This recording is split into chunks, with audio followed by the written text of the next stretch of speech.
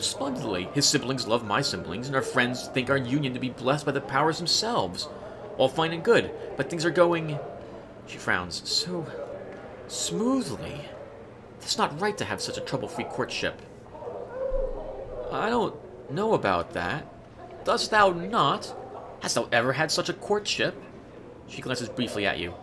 'Twould seem that thy life is filled with a variety of problems, judging from the pallor of thy skin. I can't remember any courtships I have had. The remnants of the ones I have encountered suggest that I have had some problems.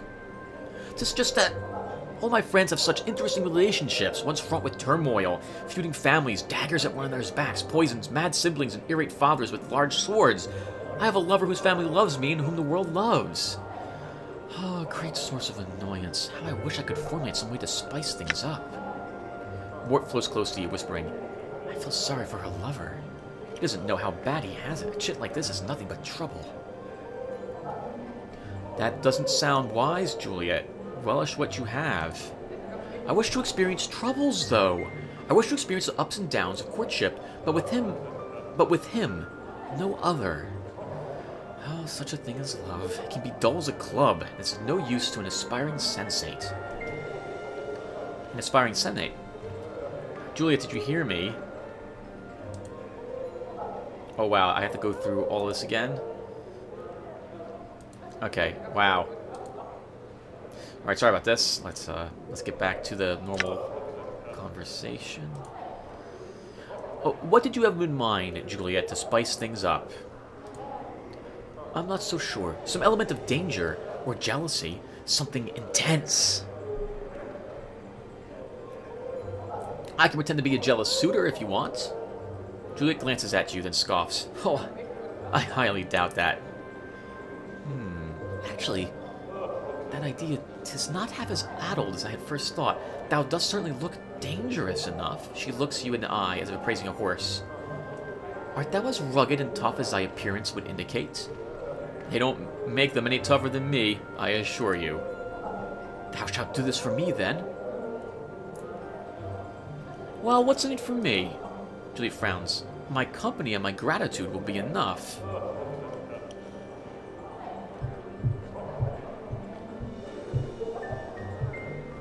No, it won't.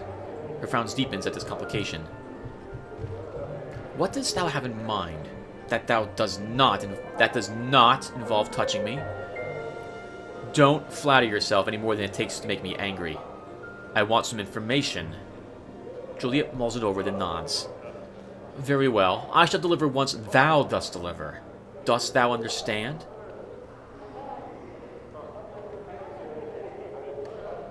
Sure. Excellent. My love, Montag, may be found within the Civic Fest Hall. I thank thee. I'll go, of course. I'll go speak to him. Farewell. Updated my journal.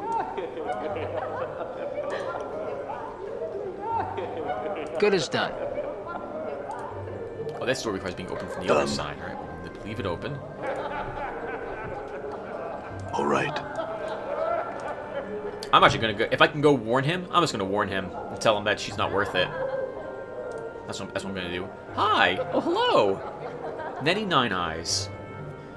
This petite, attractive young woman is smiling blissfully and humming to herself. Her wide, pale blue eyes seem to constantly drink in her surroundings as she looks about. Oh, she's cute. Hey cutie. The smiling young woman courtesies gratefully and looks up to you, smiling. Well met, good sir. I'm Nettie, and how are you this fine... She suddenly notices your scars and places a gloved hand over her mouth. Oh my, you're hurt. All over. Mort spins around you, mocking the girl's obviousness. Powers above, Chief, she's right. I never noticed before. You're covered in scars. They're old scars. I'm fine. She nods quietly, lowering her hand. I had some questions. Huh? She can't seem to tear her eyes away from your scars. Oh, how shameful of me. Don't mind my rude staring. I'm named Nenny. She makes a little curtsy. And it is my great pleasure to welcome you to our brothel for the slaking of intellectual lusts. She returns to staring at your body. You have tattoos under those scars, too. What's that one? She points to one of your tattoos. That one's that looks fascinating. Look at the way the lines of ink. I think that's ink. She squints at the tattoo, then reaches out to touch it. Something I always do if I notice someone has tattoos is I always compliment them on them. I myself, I'll never get one, mostly because I'm on blood thinner, and also because, well, I heard they're painful. I don't tolerate. I'm in enough pain in my life. I don't need more of it. But oh, it's beautiful. I love tattoos on people. Allow her to touch you. I think that's ink. She traces a finger around the edge of the tattoo. Is it ink? And what a pattern. Look at the way the lines intersect here. She touches the center of that tattoo. That's simply amazing. She purses her lips and frowns in disappointment. I could make it out better if there weren't so many scars. There's nothing to be done about the scars. They're permanent. Oh, I'm sorry. Pox on me for even mentioning them, she cringes. But I have to know. Are you absolutely sure you're all right? I'm looking at you, and I can't help but believe that you're not in some pain. I have amnesia, but that is all.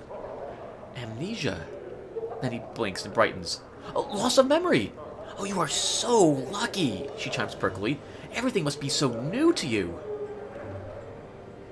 Well, that's an angle I hadn't considered. Then he claps her hands delightedly. I'm so pleased I could help you. I could open your mind to that idea.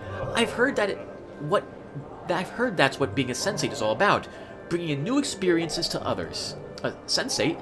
Oh, sensates! Oh, they're so dreamy.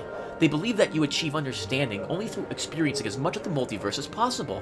Taste this, listen to that, feel this, look at that. And there's so much out there. It's such a big place. It's difficult to take it all in sometimes. I had some other questions for you, Nenny. Oh, please ask. She smiles giddily. Well, tell me about this place. Okay, sure, I can.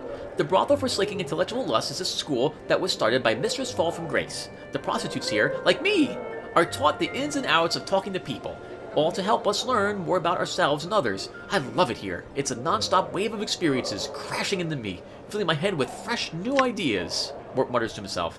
I guess it's good that there's something in there. Oh, come on, Mort. She's cute. I had another question, Nettie. Oh, go ahead. Well, what are you doing here? I'm talking to you, silly. She giggles and pokes you in the belly.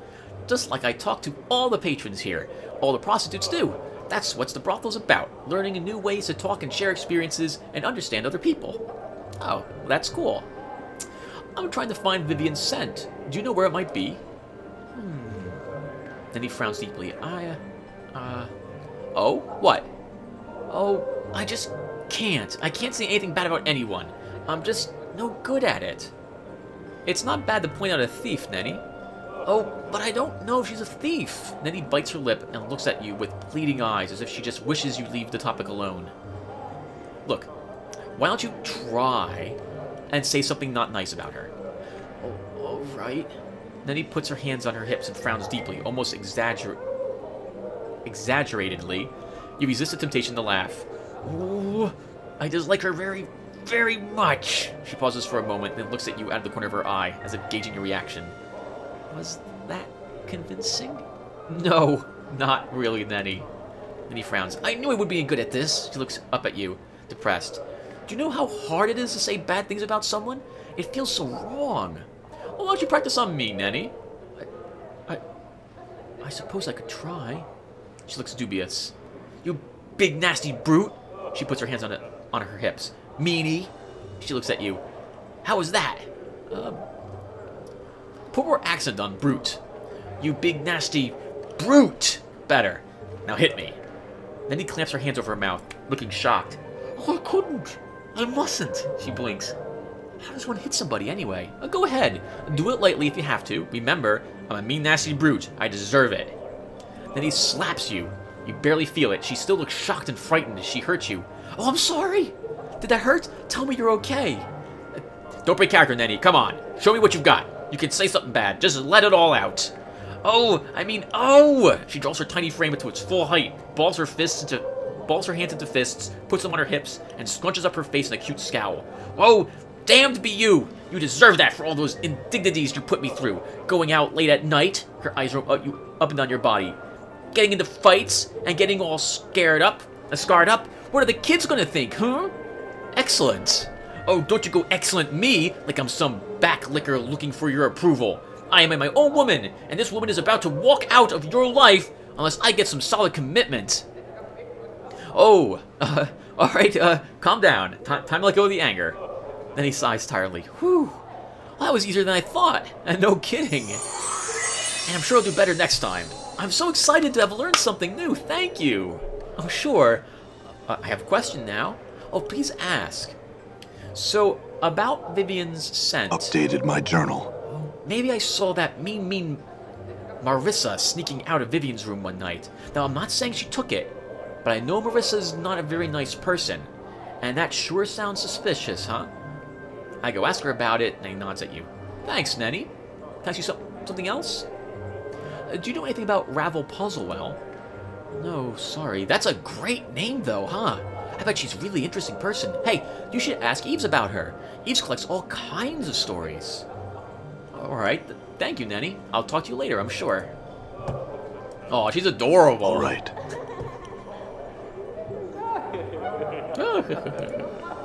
Sorry, everyone. Alright, let's check out another room. I'm gone. Who's in this room? We got another girl. Oh, I like her bed. You can't fall out of that one. Unless you're pushed out. Echo. This striking young woman has skin the color of burnished copper. A translucent white dress, held precariously by golden clasps, is draped carefully over her shapely form. Greetings. The woman nods and smiles briefly. The scent of her hair, sweetly perfumed, fills your nostrils. I had some questions for you. She nods. Who are you? She smiles and courtesies, but offers no response. Can you speak?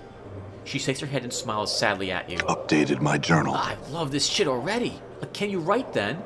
Or pantomime? She pouts, shaking her head. May I ask why you can't communicate? Oh, pantomime. Sorry about that. She sighs softly and nods. Oh. Sorry. I'm so sorry. Let me ask you something else. Okay. Never mind actually then. Farewell. So she could listen, but she can't talk. And I have questions. Which means that, well, it's not going to be very helpful. Like, Alright.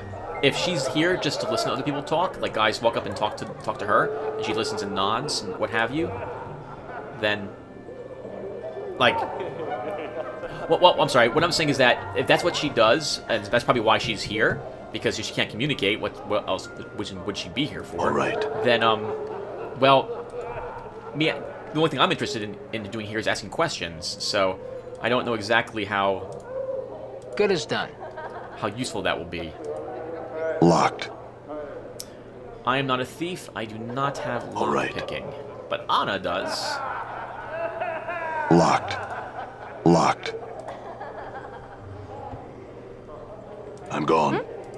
This actually seems like the sort of thing Anna would do in a place like What's up? this, being jealous or what have you.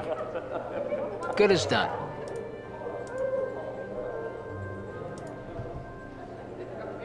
Oh, So, Fiendling, tell it to me straight, okay? You can't get enough of me, can you? Many a man's tongue's broke his nose skull. Blah, blah, blah. Threat, threat, threat. Don't you ever get tired of being angry all the time? Sheesh. Right, Yeah? Good as done. ready.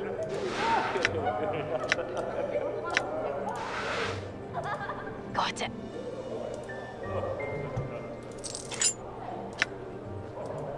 yep. This is the sort of thing Anna would do here. This is actually pretty awesome. Like, this is in character for her, I think. A handkerchief. This is an unremarkable silk handkerchief. Right, got it. Why not? Why not? Huh? Well, that was easy. Right, There's no... Oh, there's something here. I'm gone.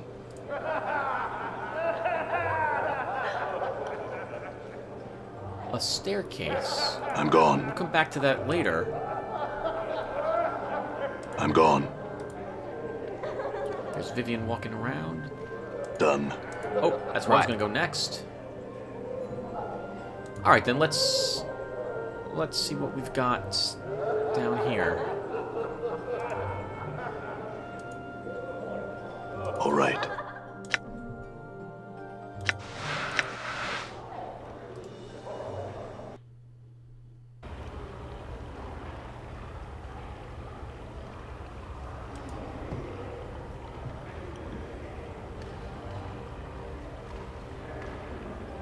I'm gone.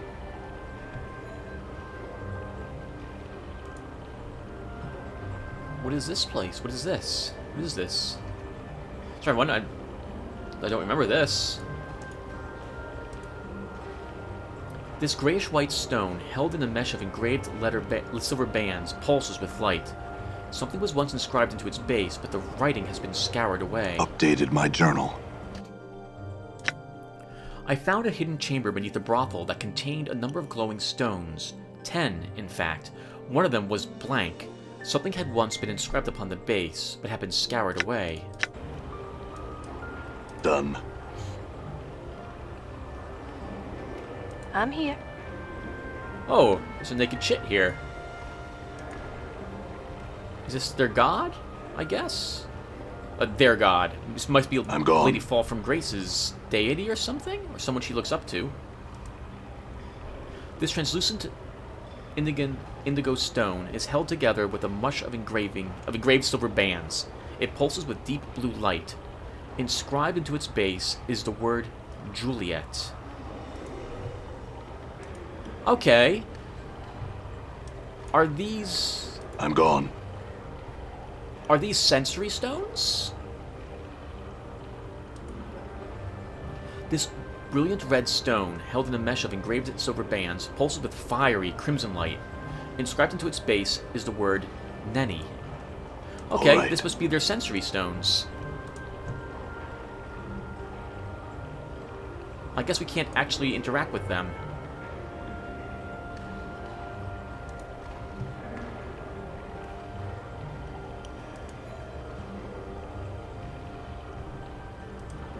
I saw someone walking down here. There he is. Let's give him a talking to. The man, looking slightly puzzled, nods as you approach. Greetings, sir. Might I ask how you came to be here? I just came down those stairs, through the strange door I found. I'd best work on concealing a bit better, then. He shrugs and smiles at you. I'm the brothel's caretaker, by the way. You're not supposed to be down here, really, but it's alright if you look about for a bit. Can I ask you some questions? He smiles nervously. I really shouldn't even allow you down here, let alone be chatting with you. Please, no questions for now. Can you tell me what this place is, at least? It's where the lady's sensory stones are kept. They use them as diaries of a sort. You wouldn't be able to use them if that's what you're thinking. Each of them is attuned to one particular student of the brothel, so that only she may access that stone. Alright, that's all I wanted to know. Updated my journal. Farewell.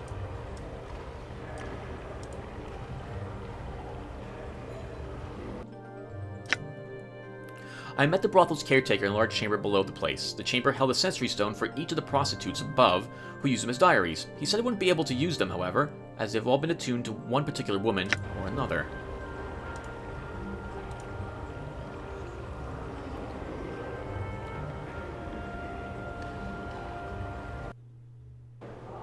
Done.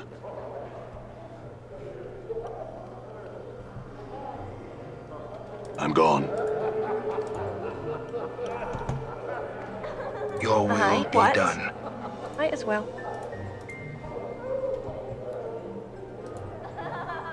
Well, this place is a dark place. I'm gone. Marissa. Squinting at the figure behind the partition, you can barely make out a shapely female form in the darkness. She turns to you, but you can see nothing of her face. Greetings. The figure answers in a voice that is slow and deadly, like a steel dagger drawn across stone. Okay, I can't really talk like that, so I'll just talk normal. Yes, come to speak with Marissa, have you? Quite rude of you to enter a darkened room, storming behind my partition like so. Rude and foolhardy. You can hear a faint whispering sound, like a slight breeze or the hissing of serpents. Whoa, creepy shit. My apologies, lady. I wasn't sure if someone was here. Huh. But it would seem there is someone in this room, wouldn't it? Shall you be on your way, then? Not just yet. I had some questions. Ask.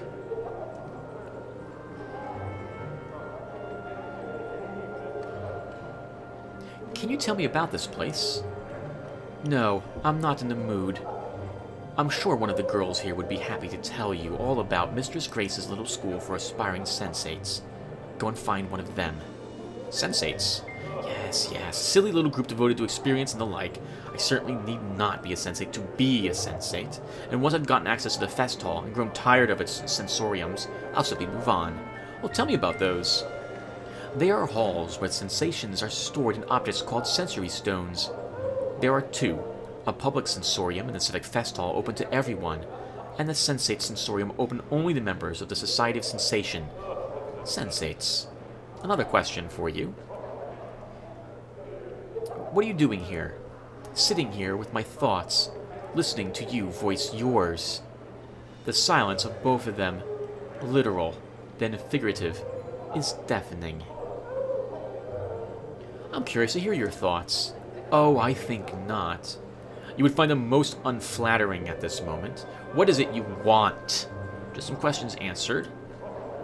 Ask. Why do you remain behind this screen? Is it your wish that I step away from the partition, into some patch of light, and speak to you face to face? Marissa laughs, and there is a sound of scales sliding on scales. Nay, I think not. The darkness suits me, and doubtless suits you as well. Why is it so dark in here? To prevent any unwanted and embarrassing casualties. Now what is it that you want? I want you to come into the light. Nay, and the addition of please will not serve to persuade me. Now what do you want? Surely you'll not come all this way to see me. I do want to see what you look like. You have no such want. Oh, but I do. What do you look like? The darkness hides us both. Let's make it a game. I'm frightfully bored. Let me guess. You're a human male. I think so. You think so? How could you not know? I really have no sure idea of what I am. Truly. That's almost interesting. There's a sound of hissing in the darkness. Describe yourself to me. Well, I am very handsome. I got a well, okay, my charisma is high, so I'm a good leader, but that doesn't necessarily mean I am cute. I think I'm cute, though, about my character. I'm tall, muscular, and horribly scarred. Indeed. How were you so horribly scarred? Wait, never mind. I do not wish to know. Now, describe yourself for me. Marissa describes herself as a shapely, pale-skinned, beautiful woman with a forked tongue, hair made up of writhing asps and glowing eyes, which you assume she must be keeping shut. You sound very exotic-looking, Marissa. Updated my journal. Oh, I am. And my merest glance turns living things to stone, from beings of flesh to statuary, with only the bat of an eyelash.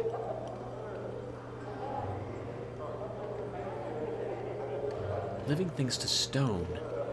Could you turn, say, a Lim-Lim into a statue? I suppose I could, had you a Lim-Lim, and were I so inclined to do so, and I might be so inclined had I my crimson veil, but I do not know where it has gone. Have you seen it, perchance? No. What's it for? Is it just a normal veil? No, not quite. It aids me in communication. Face-to-face communication, that is. Alright, I already know why she has to hide her face. Another question, then. Ask. Can you tell me about the silent prostitute? Updated my journal. Yes, Echo. I knew another Echo once, though her name was written differently. I know nothing of this girl, though. Ask Dolora of her. She made friends of an old lover of Echo's, I have heard. I have another question for you, then. I'm trying to find Vivian's scent. Do you know where it might be? No. I have not a clue. Marissa, I was told you were seen sneaking away from Vivian's chambers recently. Is that connected with her missing scent somehow? Updated my journal. Marissa sends nothing, though an angry hissing issues from the darkness around her. Yes. I have been known to creep into Vivian's room for some of her perfumes, though I doubt you'll meet another here who hasn't. If you're implying that I've got her personal scent, well, feel free to sniff around. You'll not find it on me or in my chambers, I assure you. Perhaps whoever took my crimson veil took Vivian's scent as well. That's all I wish to know. Farewell.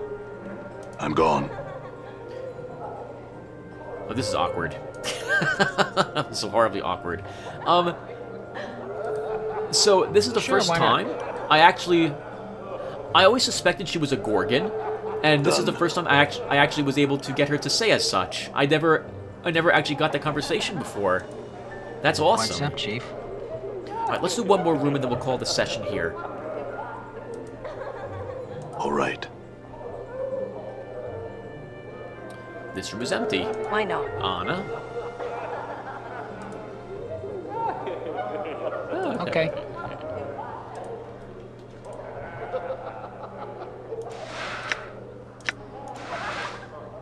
Oh, it's open.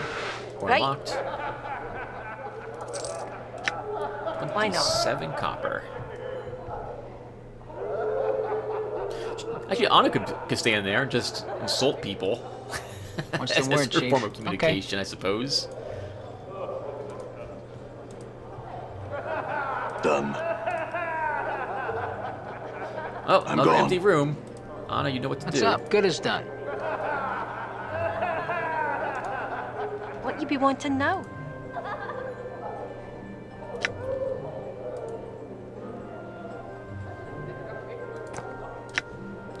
Another normal handkerchief. Thing's locked. I messed up. Oh, okay.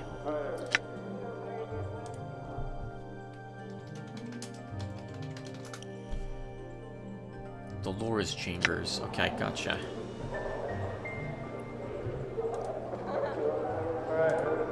Good as done. I want one more room, and by that I meant one more conversation. Here we go. Oh, a tiefling. Aye? Maybe Anna can talk to her Done. too? Well, that's probably pretty rude of me to think they have something in common at all. Ready.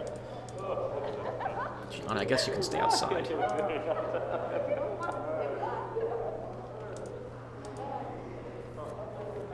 This wild-looking tiefling girl meets your gaze with an angry scowl. Her tattooed body is practically naked, covered only by a narrow leather thong, a black cloth brassiere, and an armored shoulder pads that appear to serve more as decoration than rather actual protection. Her spiked hair, as well as the thin fur that covers her goat-like legs, is brassy white, and numerous silver rings dangle from her ears, nostrils, lips, and brow. She wears a leather collar around her throat with the inscription Kimaski, Adder Tongue. Greetings. Kimaski bares her teeth at you. And just what are you looking at, you banged-up sod? Well, my friend thought you were attractive, but whoa, was he ever horribly mistaken? She sneers at Mort, then looks below him where a body would normally be. Sharp tongue for a stemless deader. Oh, I'm all for more parlay. Like I let mine anywhere near you if I had one. What? Did you hear the word brothel and think you could make some jink here, you flea-bitten gutter whore? Ha! I can't believe they even let you in the door with all those ticks hopping off your shaggy legs. Ticks? The only annoying insect around here is you. She just suddenly turns to you. Hey, you here to talk to me or what? Or what? What else can I do with you? What did you have in mind, you sodding jawbox? Go ahead, give me a reason to say no to you. What do you usually do for patrons? I'm a practitioner of abuse. What's that mean? I'll show you. Her hand lashes out to slap your face, but you manage to barely dodge the blow. Kamasi pouts visibly, then scowls. Oh well. Say, can you teach Mort here to be more abusive? She raises her eyebrows. Now that's an unusual request. I don't know. Seems pretty foul-mouthed already. That's he, seems pretty foul-mouthed, Kimaxi Blatterdung, you scruffy, goat-gammed harlot. You wish you had legs like mine, you pitiful wretch of a bone box. I can walk, run, dance, what can you do? Bob around wishing you had a pair, ghosts or otherwise. The two of them lay into one another, exchanging barbed, blistering insults and clashing with razor-edged tongues. Wait for it to end. At last the two stop their bickering, and eerie silence settles over them as they eye one another hatefully. Finally, the tiefling makes a grudging admission to Mort. You're not bad, really, and not bad at all. Better than you, perhaps? Mort waggles his eyebrows at her. Eh?